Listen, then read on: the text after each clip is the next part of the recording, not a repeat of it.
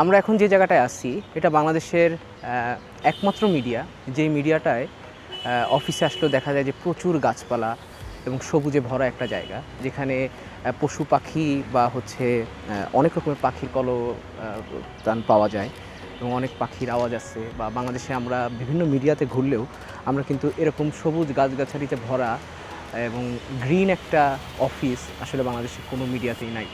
এখানে আসলে আমরা দেখি যে সবুজের এবং বিভিন্ন গাছের, এখানকার গাছগুলো কিন্তু অনেক বয়স এবং অনেক বড় বড় গাছ, যেখানে হচ্ছে আপনি ছায়া পাবেন, প্রশান্তি পাবেন। এবং যখন হচ্ছে ঝড় বৃষ্টি হয়, বৃষ্টির সময় এই জায়গাটা অপরূপ সুন্দর ধারণ করে।